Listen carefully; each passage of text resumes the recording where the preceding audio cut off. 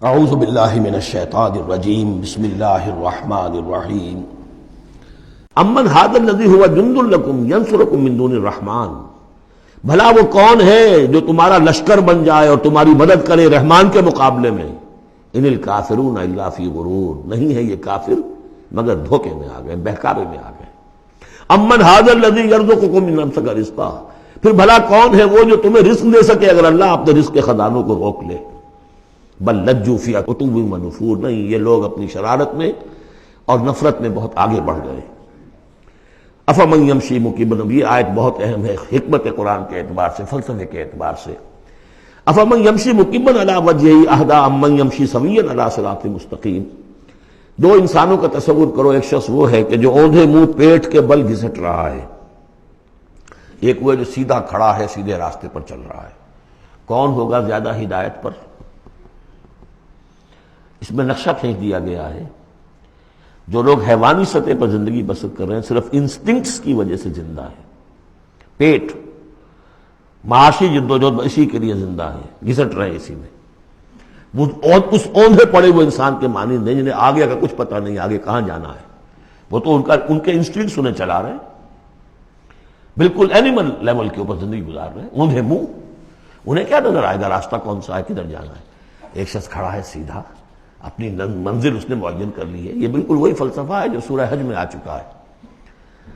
انسان حقیقت میں وہی انسان ہے جس نے اپنا کوئی آدرش، کوئی نصب العین، کوئی مقصد، کوئی آئیڈیل زندگی میں مقرر کیا۔ جو شخص بغیر کسی نصب العین کی زندگی گزار رہا ہے، ہی از این اینیمل۔ اولئک کالانعام بل ھم اضل، حیوانات جو ہیں یہ چوپائے، ان کی زندگی کا کوئی مقصد نہیں ہے۔ وہ تو اللہ نے ہمارے کام کے لیے پیدا کر دی، آپ انہوں کاٹوں گوشت کھائیں اور ان کی چمڑوں سے جوتیاں بنائیں اور جی رہے وہ خالص انسٹنکٹس کے اوپر، ان کی جبلتیں ہیں، صرف جبلت کے تحت ہیں۔ انسان صرف حیوان نہیں ہے، اس میں کچھ اور ہے، اور اس کے لیے کوئی آئیڈیل۔ ضعف الطالب والمطلوب، جتنا اونچا آئیڈیل ہوگا اتنا ہی اونچا انسان جائے گا، لیکن جس کا کوئی سرے سے آئیڈیل نہیں وہ نرا حیوان ہے۔ آخر چوپائے بھی تو اسی طرح چلتے ہیں نا۔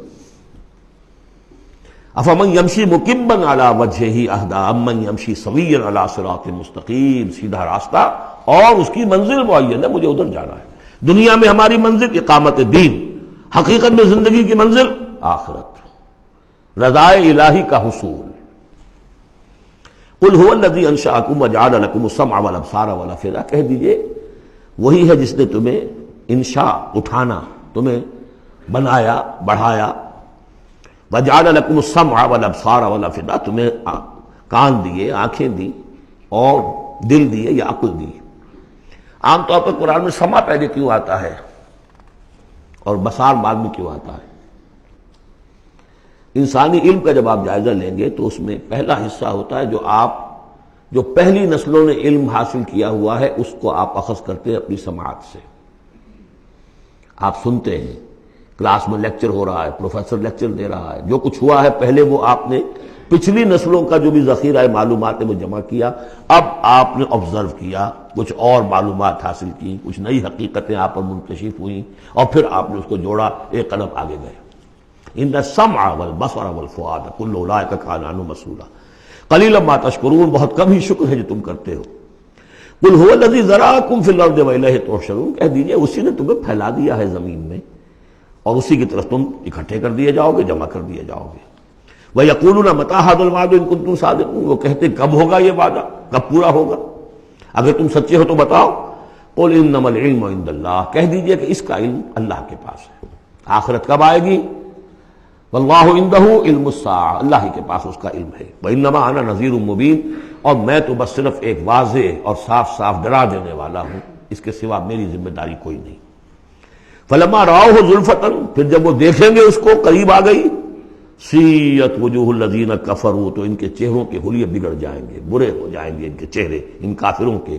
وقیل ھذا الذی کنتم بہ تدعون، اور کہا جائے گا یہ ہے وہ جس کو تم مطالبہ کرتے تھے کہ لاؤ اور لے آؤ جلدی سے۔ قل ارأیتم ان اہلکنی اللہ ومن معی او رحمنا فمن یجیر الکافرین من عذاب الیم، اے نبی ان سے کہیے دیکھو اگر مجھے میرا اللہ ہلاک کر دے یا اور جو میرے ساتھ ہیں ان سب کو بھی ہلاک کر دے، یا اللہ تعالی ہم پر رحم فرمائے۔ سوال یہ ہے کہ تمہیں کون بچائے گا، کافروں کو کون بچائے گا عذاب علیم سے؟ ہمارا جو بھی ہو ہم ناکام رہ جائیں، تمہارے نزدیک ناکام ہو گئے، ہمارے نزدیک تو کوئی ناکامی ہے ہی نہیں۔ حل تربصون بنا الا احدی الحسنیین، دو اعلیٰ صورتیں ہیں، ان میں سے تیسری کوئی صورت ہے ہی نہیں۔ یا ہمارا رب ہمیں سب کو جام شہادت نوش کروا دے، کامیابی سب سے بڑی کامیابی تو یہی ہے، اور کامیاب ہو کر اگر واپس آ گئے تو تم بھی کہو گے کہ کامیاب ہو۔ لیکن تم سوچو کہ کافروں کو کون بچائے گا دردناک عذاب سے؟ قل هو الرحمن آمنا به، کہہ دیجئے وہ رحمان ہے، اس پر ہم تو ایمان لا چکے ہیں، وعلیہ توکلنا، اور اسی پر ہمارا توکل۔ نوٹ کر لیجیے یہ صورتیں جو ہے بالکل ابتدائی زمانے کی صورتیں ہیں۔ ابھی سمجھیے کہ یہ ابتدائی رد و قضا ہے، جس کی آخری شکلیں وہ ہیں جو سورہ انعام اور سورہ اعراف اور سورہ یونس اور سورہ ہود میں ہم دیکھا ہے۔ فَسَتَعْلَمُونَ مَنْ هُوَ فِي ضَلَالٍ مُبِينٍ، تو عنقریب تمہیں معلوم ہو جائے گا کہ کھلی گمراہی میں کون تھا، ہم تھے یا تم تھے۔ قُلْ أَرَأَيْتُمْ إِنْ أَصْبَحَ مَاؤُكُمْ غَوْرًا، ذرا ایک بات پر اور غور کرو، اگر تمہارا یہ پانی جو زمین کا ہے وہ نیچے اتر جائے، کبھی کبھی ایک دم بہت جو ہے ایک الارم ہو جاتا ہے کہ پانی کی سطح نیچے جا رہی ہے، بارشیں کم ہوئی ہیں، پانی کی سطح نیچے جا رہی ہے، کہاں سے لائیں گے پانی؟ وہ تو پھر بھی ابھی ایک حد تک ہی نیچے جاتی ہے، یہ پانی اور نیچے چلا جائے۔ فَمَنْ يَأْتِيكُم مِّن مَّاءٍ مَّعِينٍ، کون ہے وہ جو لائے گا تمہارے پاس وہ پانی صاف نتھرا ہوا پانی؟ صدق اللہ